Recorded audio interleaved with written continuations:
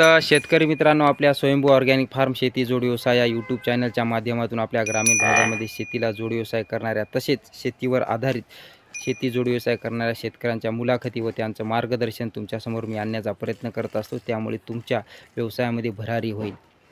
तर आपल्या यूट्यूब चॅनलवर असाल तर यूट्यूब चॅनलला सबस्क्राईब आणि फेसबुक पेजवर असाल तर फेसबुक पेजला फॉलो करायला विसरू नका। तर मला तुमचं पूर्ण नाव आणि पत्ता सांगा। लक्ष्मण संभाजीराव पतंग, राहणार मराठगाव। बर। तर हे आपण म्हशी कधीपासून घेतल्या? हे 2 वर्ष झाली। 2 वर्ष? हां। बरं, तर बघू शकता शेतकरी मित्रांनो यांच्या म्हशी। तर पहिले कोणती म्हैस घेतली होती? पहिली घेतली होती ही का? हां। बरं, तर ही कितीला आणली होती? ही आपण 56 ला आणली होती। 56,000ला। 4 लिटर दूध दिलं इथं। बरं, 4 लिटर दूध दिलं का? बरं, तर एक टाइम तर एक टाइम 4 लिटर तर डेअरीला देत गेली का वरवी? डेअरीला देत गेला। बरं, तर काय लिटर फॅट पडायचा याचा? हिचा 10चा 11चा फॅट पड लागायचा। बरं बरं। आणि ही म्हैस आहे ही म्हैस 28,000 ला आणली। ही 2-2 लिटर दूध देते। बरं, ही 28,000 आणली का? बरं।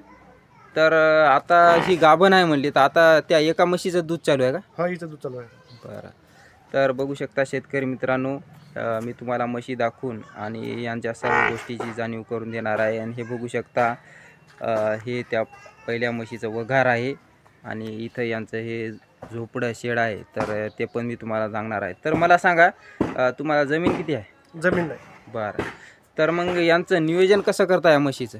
असं जी कोणती कोण कुठं राहून निघत, कोणाचं काय असं काय तसं काय। बरं, आणि आता कुठार ठेवलेला आहे का स्टॉकमध्ये? बरं, तर बघू शकता शेतकरी मित्रांनो, यांची एक अभिमानाची गोष्ट आहे की आपल्या बऱ्याच भागामध्ये पाहतो शेती असून शेतीशी सर्व सामान असून शेड असून त्या गोष्टी आपण करत नाही। पण बघू शकता यांच्याकडे गुंठाभर जमीन नाही, पण यांची महत्त्वाकांक्षा तुम्ही बघू शकता कशा प्रकारे या म्हैस पालन दुग्ध व्यवसायाचं नियोजन यांनी लावलेलं आहे। तर मग मला सांगा, तर काही अडचणी दुग्ध व्यवसायात आल्या? म्हैस पहिल्यांदा काही घेताना काही घाबरली काय असं? नाही, अजून अडचणी आल्या नाहीत, काही चाललं नाही। बरं, सगळं ठीक आहे। हां। तर बघू शकता शेतकरी मित्रांनो नक्की। आणि मला एक सांगा, या दुग्ध व्यवसायात तुमच्या दोन्ही म्हशी ज्यावेळेस दूध देत गेल्या तर एकंदरीत किती हप्ता येत गेला तुम्हाला? म्हणजे आम्हाला 4,000-5,000 हप्ता गेला। बरं, म्हणजे त्यातून थोडा थोडा खर्च भागत गेला? हां। बरं, खर्च भाजून घरातला खर्च पण त्यावेळेस भागत गेला आमचा। बरं, म्हणजे ढेप आता चारता का म्हशीला? हो, ढेप चारतो। किती टाईम? 2 टाइम चारतो। 2 टाईम? बरं, किती किलो? अर्धा किलो। अर्धा किलो? बरं, तर बघू शकता शेतकरी मित्रांनो। आणि मला सांगा, चारायला बाहेर सोडता का नेता काय? नाही, घरीच बांधून चारा। घरीच बांधून? चारा पाणी घरीच बांधून। बरं बरं। आणि मग चारा समजा आणता तुम्ही? बरं, तर बघू शकता शेतकरी मित्रांनो, आणि हे तुम्हाला यांचं शेड दाखवत आहे। इथंच यांचं शेड जवळ आहे, तर बघू शकता कशा प्रकारे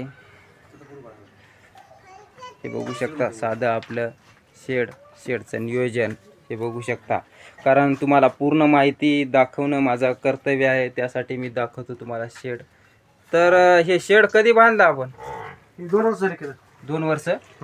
बरं, तर 2 वर्षाखाली काय काय खर्च आला गायला? खर्च काय, बली आणले 2-4। बरं, आणि 5-7 पत्र आणली। पत्र विकत आणली होती? हां। तर मग किती खर्च आला असेल? 10,000ची पत्र आणली, 2,000च्या बली आणल्या होत्या। 12,000? हां। तर बघू शकता शेतकरी मित्रांनो, आणि बाकीचे आपले जाळे हे ते इकडे आम्ही कुठून आणले, शेतून कुठले।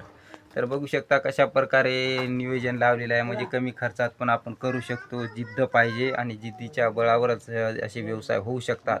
तर नक्कीच यांचं तुम्ही मार्गदर्शन ऐकलं असेल आणि हे मार्गदर्शन तुमच्या कामी पडलं असेल, तर नक्कीच आपल्या यूट्यूब चॅनलवर असाल तर यूट्यूब चॅनलला सबस्क्राईब आणि व्हिडिओला लाईक करा, आणि फेसबुक पेजवर असाल तर फेसबुक पेजला फॉलो करा। जय जवान जय किसान।